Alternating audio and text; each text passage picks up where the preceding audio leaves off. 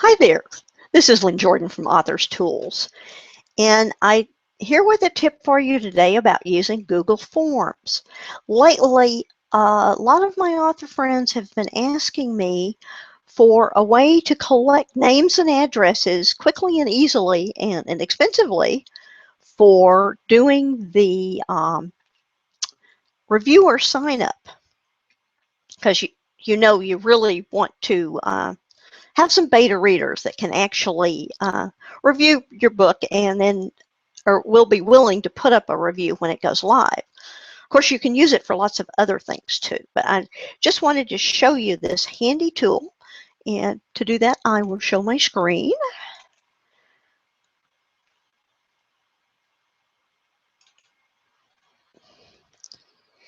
We'll start over on the plain ordinary Google. You want to be logged into your favorite Google account.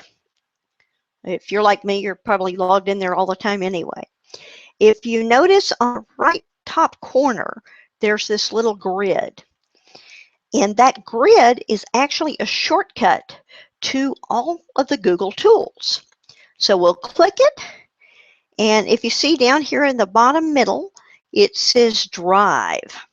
We want to go to Google Drive. That's what used to be Google Docs, but they renamed it. And the new name's more appropriate because it's got all sorts of handy tools in it. So we will talk about some. You want to come over and click the New button. Now here's where you have to scroll down. You see where it says Docs and Sheets and Slides. You want to click the More button or just hover over it. And when you do, you'll get the Google Forms. So you click on Google Forms and it gives you a nice, fairly simple input form. It gives you some settings. You can show the progress at the bottom of the page if you want to walk them through how many questions they've got and what percentage they finished. You can actually make sure that it's unduplicated by requiring them to log into Google and then clicking the allow only one response.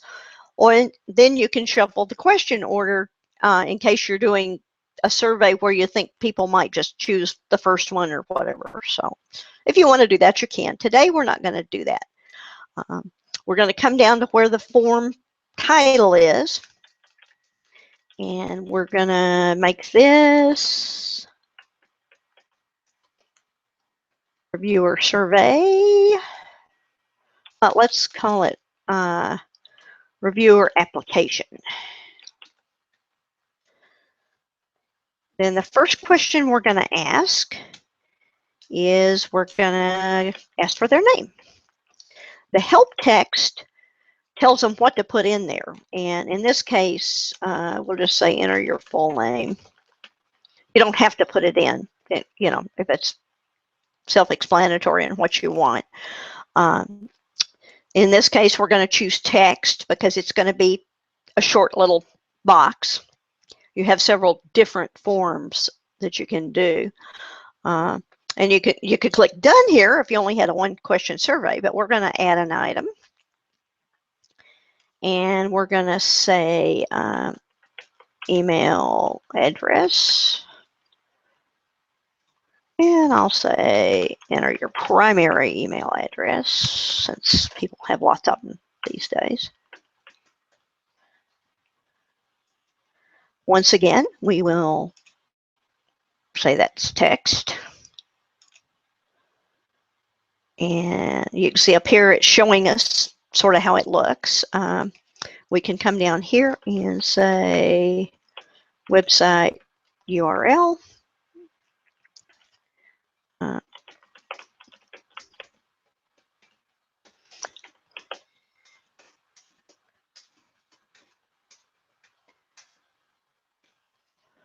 And we'll say enter the website address. Once again, that's another text box.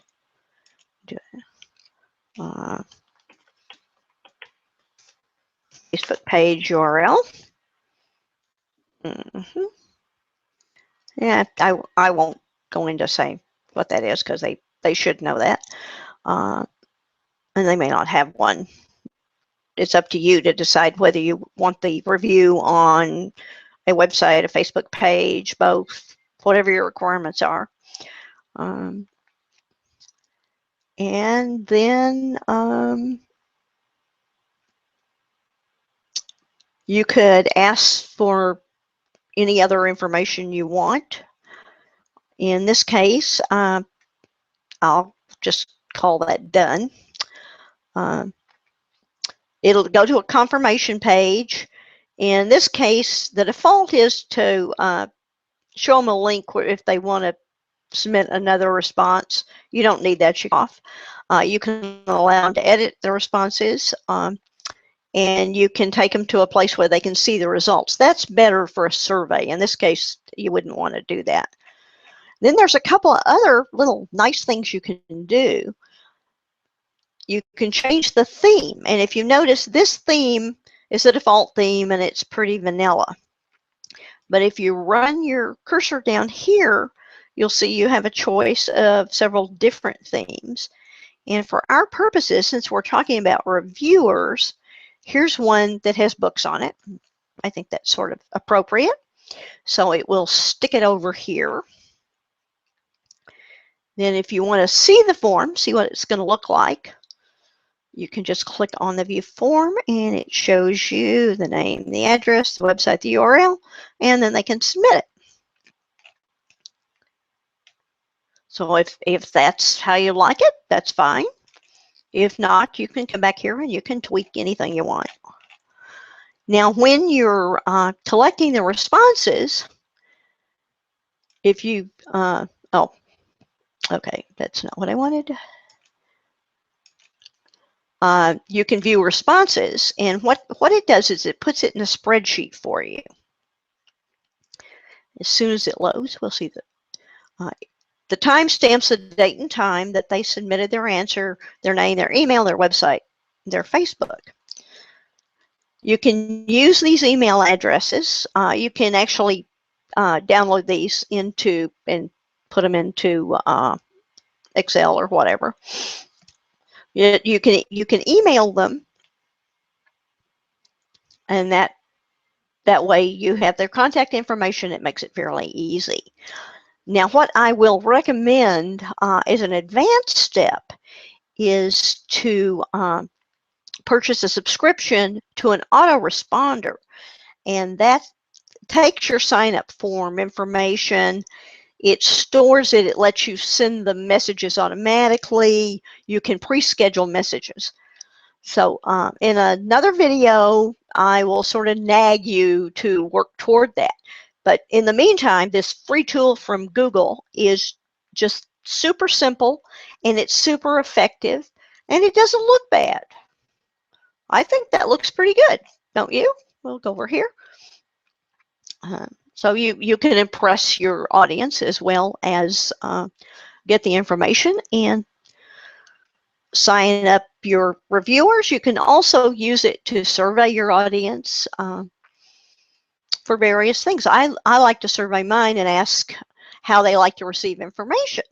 Do they like video? Do they like written information in PDFs? Do they like audio information? I hope you like video because you're here. This kind of thing actually works better through a video than it would PDF or an audio. If you like this tip, be sure and subscribe to the channel below and get more like this. If you particularly like this video, click on the little like button, the little thumb. And so I hope this helps you out. Thank you so much for watching. Goodbye.